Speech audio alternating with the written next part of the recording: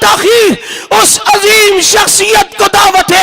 خطاب دے رہا ہوں جو جسم کے لحاظ سے تو کمزور ہے لیکن اس کی استقامت خدا کی قسم جبل احد سے زیادہ بڑی ہے، جس نے ہزاروں جنازے اٹھا کر صحابہ سے محبت کی سودے بازی نہیں کی، کبھی اس نے مشن پر آنچ نہیں آنے دی، جو لگتا تو ہڈیوں کا پنجرا ہے لیکن دنیا کفر کو اس نے تگنی کا ناچ نچوایا ہے، اپنے کمزور جسم کے باوجود دنیا رفض کو یہ بتایا ہے تم پوری طاقت کے ساتھ آ جاؤ، ہم نبی کی محبت اور صحابہ کی محبت سے سرشار ہو کر میدان عمل میں آئیں گے۔ اکابرین نے ان کا ساتھ دیا، آپ نے ان کا ساتھ دیا، آج الحمدللہ کئی حملوں کے باوجود شہادتیں ہوئی گنمینوں کی، خود زخمی ہوئے، اس کے باوجود الحمدللہ اسی سٹیج پر کھڑے ہیں، آپ کے سامنے موجود ہیں۔ خدایا ان کا سایہ سلامت رکھ۔ میں اب دعوت خطاب دیتا ہوں، یہ پیارا پیارا، یہ راج دلارا۔ الحمدللہ وحدہ والصلاة والسلام علی من لا نبی بعدہ، اما بعد فاعوذ باللہ من الشیطان الرجیم، بسم اللہ الرحمن الرحیم۔ فإن آمنوا بمثل ما آمنتم به فقد اهتدوا، صدق اللہ العظیم۔ وقت انتہائی مختصر ہے، میں آج کوئی گفتگو کرنے کی نیت سے آیا بھی نہیں ہوں۔ اسٹیج پر موجود تمام علماء کرام، زعماء ملت، مشائخ اعظام کو شکریہ ادا کرتا ہوں، ان کی عزم، ہمت اور جذبے کو سلام عقیدت پیش کرتا ہوں۔ بالخصوص اس کراچی کمیٹی کے سربراہ میرے استاذ محترم حضرت شیخ الحدیث رحمۃ اللہ تعالی علیہ کے جانشین حضرت مولانا ڈاکٹر عادل خان صاحب اور پوری کراچی کمیٹی جس نے بڑی محنت کے ساتھ اس پروگرام کے انتظامات کیے، اور میں ان نوجوانوں اور ساتھیوں کو بھی جنہوں نے رات بھر محنت کی، پرسوں دن بھی محنت کی اور محنت کر کے آپ کے لیے یہ پنڈال سجایا ہے، اور آج تا حد نگاہ لوگوں کا یہ سمندر جو نظر آ رہا ہے۔ میرے دائیں جانب علیحدہ جلسہ ہے، اگر آپ اسٹیج کے پیچھے چلے جائیں تو وہ علیحدہ عوام کھڑی ہے، اور اس طرف جو لوگ اس روڈ پر کھڑے ہیں وہ علیحدہ ہیں۔ جلسے کے وقت یہ کہا گیا تھا کہ ایک روڈ کا انتخاب کیا جائے، یہاں اگر 5 روڈ بھی ہوتے تو آج ناکافی ہو جاتے۔ اہلیان کراچی نے صحابہ کرام سے محبت اور عقیدت کا جو آج ثبوت دیا ہے، میں سمجھتا ہوں یہ کھلا جواب ہے۔ آج اگر اسٹیج پہ بیٹھا کوئی شخص کوئی ایک بات بھی نہ کرے تو کیا یہی بات کافی نہیں ہے کہ ہر شہری اٹھ کر آ گیا ہے، جس جماعت سے بھی اس کا تعلق ہے، ہر جماعت کے تعلق کو اپنی جگہ چھوڑ دیا، ہر ایک رشتے کو اپنی جگہ چھوڑ دیا، اور آج لوگوں نے برملا کہہ دیا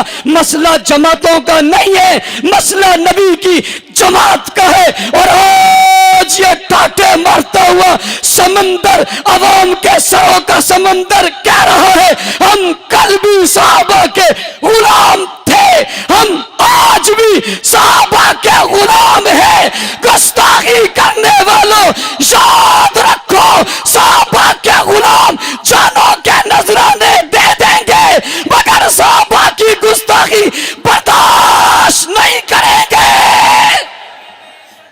اور اگلی بات، نعروں کا چونکہ وقت نہیں ہے اور آپ نے لگانے بھی نہیں ہے، میں آپ سے کہتا ہوں آپ بڑے پرامن طریقے سے آئیں اور آپ یہاں پہنچے، لیکن ابھی آپ نے ایک سفر اور کرنا ہے، آپ نے واپس بھی جانا ہے، آپ نے واپسی کا سفر بھی پرامن کرنا ہے۔ آپ نے رستے میں کسی قسم کی کوئی نعرے بازی نہیں کرنی، بڑی اسی ہمت اور امن کے ساتھ جو آپ آئے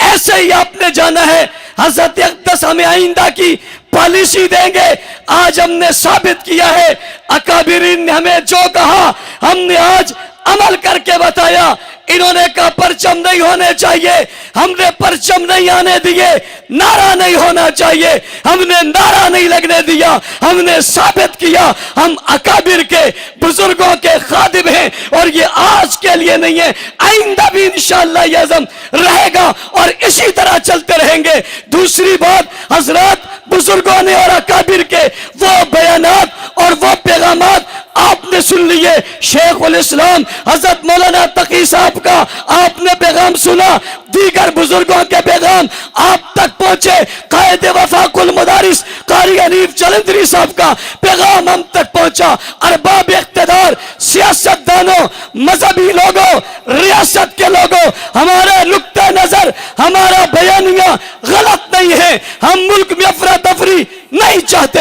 انتشار نہیں چاہتے، فساد نہیں چاہتے، فرقہ واریت کو بڑھانا نہیں چاہتے، ہم ملک میں امن چاہتے ہیں۔ اس لیے اتنی بڑی گستاخیوں کے باوجود اسلام آباد میں ابو بکر صدیق کی تکفیر کی گئی، اس تکفیری گروہ نے لاہور کے اندر خلفائے راشدین کی توہین کی، نبی علیہ السلام کی بیٹیوں کا انکار کیا، کراچی کی دھرتی میں چوک پر، روڈ میں، دن دیاڑے سورج کی روشنی میں حضرت معاویہ اور ابو سفیان کو برے الفاظ سے یاد کیا گیا، اور الفاظ ان کے ذریعے استعمال کیے گئے، وہ کسی بھی لائق اور کسی بھی عام فرد کے لیے بھی استعمال نہیں کیے جا سکتے۔ سوال یہ پیدا ہوتا ہے، محرم کا مہینہ گزرا، ربیع الاول کا مہینہ گزرا، ہماری 35 سالہ تاریخ گزری ہے، کوئی ایک دن بتاؤ جس میں ہمارے اسٹیج میں سے کسی نہ کسی بزرگ کی، کسی ولی کی، کسی کتب کی، کسی ابدال کی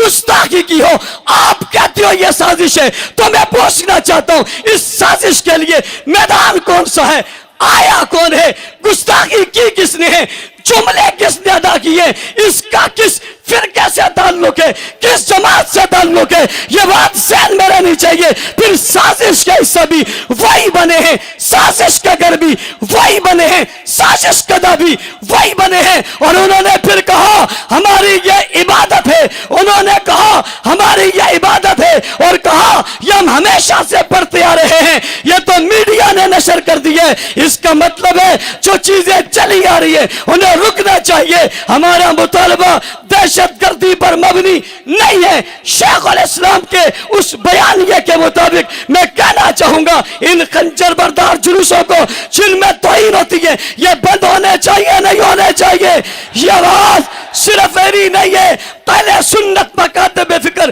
بریلوی اہل حدیث سمیت تمام اس پر متفق ہیں۔ ان گستاخوں میں، جن جلوسوں میں جو گستاخی ہوئی اسے رکنا چاہیے، ستیہ بات کرنا چاہیے۔ ہماری یہ ابتدا تھی، آغاز تھا، ہم یہاں جمع ہوئے، قائدین محترم، مشائخ اعظام، علماء کرام، اشارہ آپ کا کام ہوگا، آپ کے اشاروں پر جانوں کو لٹا دینا ہمارا کام ہوگا۔ اصحاب رسول کی عزت اور ناموس کے لیے، ختم نبوت کے تحفظ کے لیے تمہیں جانوں کی ضرورت پڑے گی۔ اکابرین ملت، آپ اپنی درسگاہوں سے، آپ اپنی قیام گاہوں سے، آپ اپنے مدارس سے اعلان کریں گے، ورکر، کارکن، جانشار، وفادار، انشاءاللہ آپ کے قدموں میں ہم دیر کر دیں گے۔ یہ قوم، یہ لوگ، یہ بستیاں، یہ شہر، یہ علاقے، یہ جوان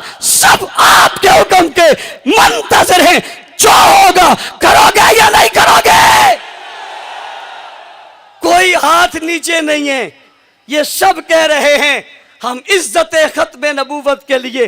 تحفظ ناموس صحابہ کے لیے تیار ہیں۔ میں پھر وقت زیادہ نہیں لینا چاہتا، مغرب سے پہلے آپ حضرات نے جانا بھی ہے، مطالبات جناب قراردادوں کی شکل میں آپ کے پاس آ گئے ہیں، انہیں دہرانا نہیں چاہتے۔ میں صرف یہ چاہ رہا ہوں کہ ان روڈوں پر صحابہ کی گستاخی ہوئی تھی، آج ان قائدین کی موجودگی میں آپ صحابہ صحابہ صحابہ صحابہ صحابہ صحابہ صحابہ صحابہ صحابہ صحابہ صحابہ صحابہ صحابہ کر کے قوم کا پیغام دیں گے۔ تم نے جن کی گستاخی کی تھی ان کے نعرے ہر جگہ لگ رہے ہیں۔ میں پوچھنا چاہتا ہوں، نبی نے کلمہ پڑھایا، پڑھا کس نے؟